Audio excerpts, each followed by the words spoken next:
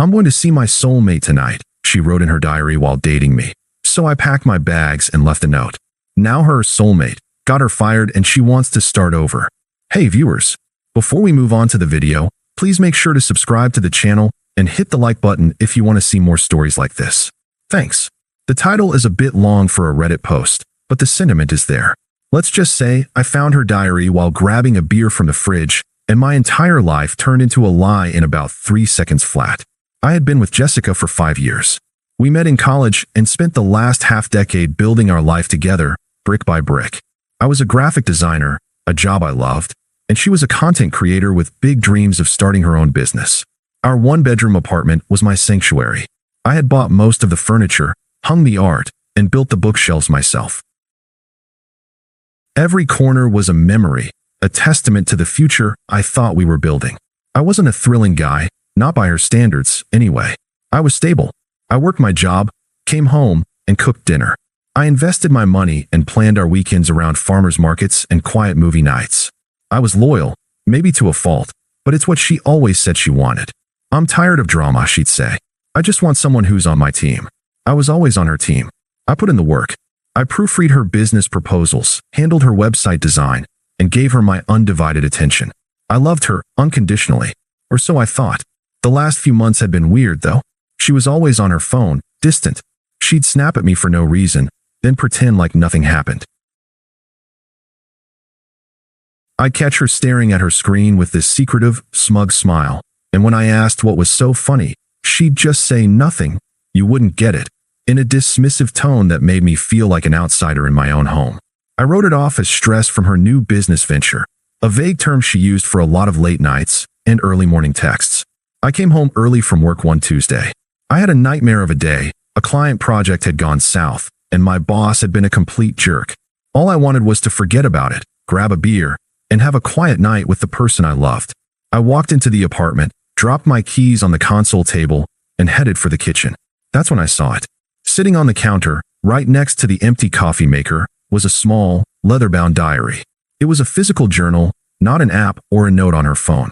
She never let me see it, always tucked it away in her nightstand, so the sight of it out in the open was jarring.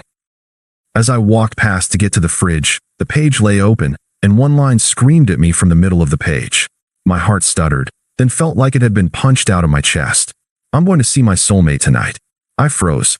The beer in my hand suddenly felt heavy, an anchor pulling me down into a cold ocean. My eyes scanned the rest of the entry, and the words blurred into a single, devastating stream of contempt. "I just can't pretend anymore. Mark is fine. He's predictable, reliable, a good guy, but he's so boring. He's a planner, a safe bet. I need a man who lives in the moment, someone with ambition, someone who understands me. I'm so ready for more. Alex is on another level. He's a high-powered consultant. He flies all over the country. He actually gets my potential. Mark just wants to save money and buy a house. He's so small. Alex is my soulmate. I know it." The words weren't a lie. They were the truth she had been hiding. She didn't see me as a partner. I was a stepping stone, a place to rest her feet until she found a bigger, better platform to jump from. The man she'd called boring was the same one who stayed up until 2 a.m. helping her with her website. The same man who put his own savings into a joint account because he trusted her. I felt the shock, the anger, the pain. But more than that, I felt a deep, profound sense of calm. The betrayal was so complete, her words so filled with casual cruelty, that there was nothing left to fight for. She had already decided. She had already left. The only thing left to do was to make it real. I put the beer back in the fridge, my hands not shaking at all. I walked to the bedroom, grabbed my small duffel bag, and started to pack a few essentials. A toothbrush, a change of clothes, my laptop. I didn't take any of my clothes that she had bought, any of the books she had given me. I wanted to leave with nothing but what was mine. I took the diary from the counter, closed it, and tucked it into my bag. Then I grabbed a post-it note, wrote 3 simple words on it, and stuck it to the coffee maker. I know. I walked out the door for the last time. I didn't look back. There was nothing there for me anymore. My world was no longer my home. It was just an apartment I had to get out of. And I drove away without a destination, just an overwhelming sense of finality. The drive was a blur. My mind kept replaying the words from the diary. So small. So boring. Just a safe bet. I had spent 5 years of my life trying to be her safe harbor, her team, her partner, and she saw me as a placeholder. The calm I felt earlier solidified into a kind of numbness. My phone rang about an hour later. It was her. The caller ID glowed, a symbol of the life I had just walked away from. I felt a pang, but it wasn't a pang of longing. It was the feeling of a phantom limb. The part of me that cared was gone. I let it ring twice before answering. "Mark, what the hell is this? Where are you?" she screamed, the panic in her voice a stark contrast to her calm contempt from the diary. "I'm out," I said, my voice flat. "What do you mean, out? You just left. What's going on? Is this some kind of sick joke?" "No, it's not. I found your diary, Jessica. You left it on the counter." Silence. A long, agonizing pause. I could hear her breathing on the other end, the sound of her frantic mind racing. I could practically see her sifting through excuses, trying to find one that stuck. You invaded my privacy," she finally stammered, the panic replaced by a forced outrage. "That's unforgivable, Mark. How could you do that? You have no right to read my private thoughts." "I have no right. You're cheating on me, talking about your soulmate who's not small and boring. And you're mad that I found out? You wrote that you were going to see him tonight, Jessica. I was just in the way." "It's not what it looks like," she said, her voice now a mix of pleading and righteous indignation. "It was just a journal, a fantasy. I just needed to write out some things to process my feelings. We were in a rut, Mark. You're just so predictable. I'm an artist. I need a man who understands my ambition. Alex is a high-level consultant. He's going to help me with my business. He gets my potential. You just want to buy a house in the suburbs and grow a garden." "You already said that," I replied, the words feeling alien in my mouth. "I'm not leaving you for him. I was just exploring my options. My feelings. You should have talked to me if you had a problem with it. You just abandoning me like this is incredibly cruel. You made your choice months ago, Jessica. The diary just made it official," I said, my voice so calm it sounded like I was talking about the weather. "I wish you both the best. We're done." "Wait, don't you dare. Don't you dare do this, Mark. You'll never find someone like me. I'm one of a kind," she yelled, but I didn't care. I hung up the phone and blocked her number, then blocked her on every social media app we shared.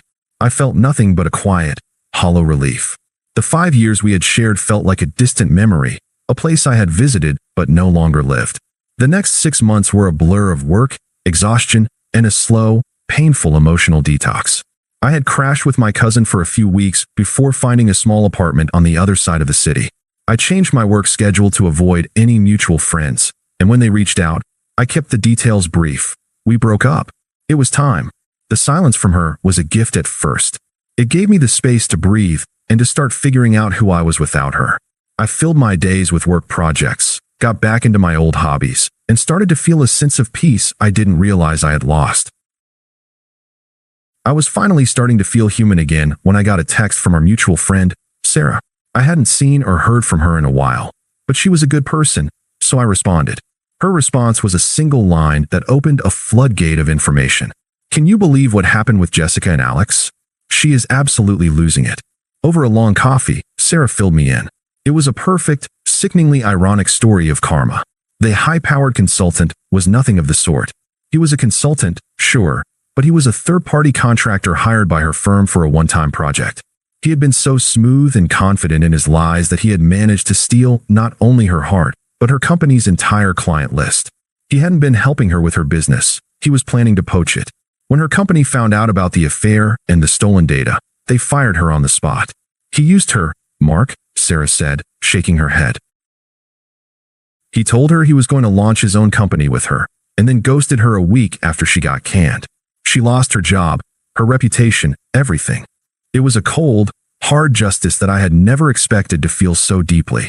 Her soulmate had been a con man, and she, the person who called me small and boring, had been the easiest mark of all. The texts and calls started a few weeks after that. They came from numbers I didn't recognize, block calls that left voicemails, and burner accounts on social media.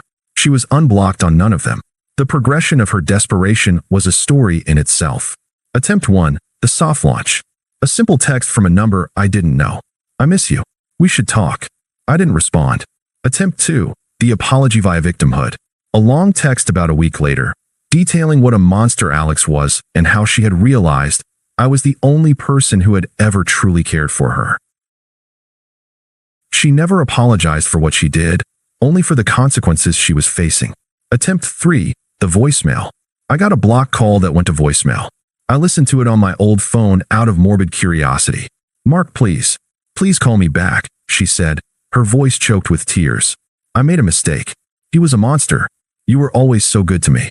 Please, just talk to me." The sound of her crying was not a trigger for sympathy, but a powerful, visceral reminder of the freedom I now had. Attempt 4, the in-person assault. She showed up at the office I had just started at, a few days after I had posted my new job on LinkedIn.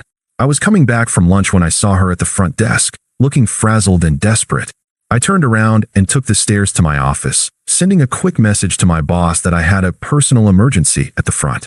She must have seen me because a few minutes later I got a text from a different number. "I know you saw me. Don't be a coward. You owe me a conversation." I smiled to myself, tucked my phone away, and got back to work. I owed her nothing. She was an irrelevant footnote in a story that had just started.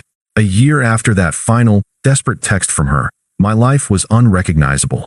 I had moved into a new apartment, a loft on the top floor of an old brick building. The space was open and filled with light, a complete contrast to the cramped one-bedroom I had shared with her. I had built custom bookshelves and filled them with art books, and I had started my own freelance design business that was thriving. I was content, truly and deeply content.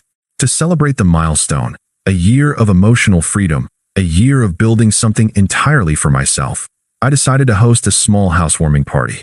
It was just a handful of my closest friends, the ones who had been there for me after the breakup. My cousin was there, along with Sarah, who had become a true confidant. We were all laughing, drinking beer, and enjoying the perfect summer night. I felt a sense of peace that I hadn't realized was possible. Just as I was talking to Sarah, there was a knock on the door. It wasn't the kind of knock you'd expect from a friend. It was timid, almost hesitant. I walked over and opened it, and my entire body went still. Standing on my doorstep was Jessica, but it wasn't the Jessica I remembered. The woman standing before me was a ghost of her former self. Her hair was limp, her clothes were rumpled, and her eyes were tired, puffy, and haunted. She looked at me, and her face crumpled. "Mark," she whispered, her voice barely a breath. I know this is out of the blue. I'm so sorry. I know you don't want to see me, but I need to talk to you." The silence that followed felt like an eternity. My friends behind me went quiet. I could feel their collective confusion and tension. I looked at Jessica, and it was like looking at an old photograph of someone I used to know. The emotional connection, the familiarity, was gone. "I know what you did," she pleaded, stepping forward as if she expected me to embrace her. "I know you read the note I left at your office. You don't know the full story. He was a monster, Mark. He used me. He stole everything from me. I was so stupid, so naive. But it was just a terrible, terrible mistake. I swear, I've realized my mistake." She looked past me, into my apartment, and her eyes widened. She saw the new art on the walls, the beautiful furniture, my friends laughing and drinking. She saw the peaceful, successful life she had said was small and boring. The contrast hit her like a punch. "I'm so sorry, Mark," she sobbed. "I was a fool. I know I screwed up, but I'm ready to come home. I'm ready to start over. Please. I've realized you were the one. You were always the one." I looked at her, and I felt nothing. No anger, no pity, no longing. Just a profound sense of finality. "The person you're looking for isn't here, Jessica," I said, my voice calm, almost emotionless. "He doesn't exist anymore. The man who you called small and boring. He died the night he found your diary. You killed him." She flinched as if I had struck her. "What are you talking about? It was just a mistake. I'm still here." "No, you're not," I said, shaking my head. "You see this life? This apartment, this business, this peace? I built this. I built this on the foundation you so generously provided when you showed me what I was worth. You showed me that my loyalty was a burden, that my stability was a cage, and that I was wasting my potential on someone who didn't believe in it. And for that, I am truly grateful. You freed me." Her face was a mask of confusion, her tears slowing as the truth of my words began to sink in. "But, I'm sorry. I'm here to fix it," she cried. "There's nothing to fix. I don't need you to fix me. I don't need you to come back and validate my happiness. My happiness has nothing to do with you," I said, my voice firm and definitive. "You wanted a man who lived in the moment, a man who was thrilling, a man who would help you with your ambition. You got him. He showed you exactly who he was, and now you have to live with the consequences of that choice. That's your lesson to learn, not mine. She stared at me, speechless, the full weight of the power reversal finally hitting her. She saw the man she had called small standing tall, completely at peace, while she was a desperate wreck on his doorstep. The person she had thought was a backup plan was now an entire life she could no longer touch. She opened her mouth to speak, but no sound came out. I simply shook my head and, with a finality that felt like a quiet victory, closed the door on her. I walked back into my home, back to my friends, back to the life I had built on her betrayal. A life that was, in every conceivable way, better. And as I raised my glass with a smile, I knew with absolute certainty that I was exactly where I was supposed to be. Thanks for watching. Make sure to subscribe to the channel and hit the like button. What do you think about this story? Share it in the comments.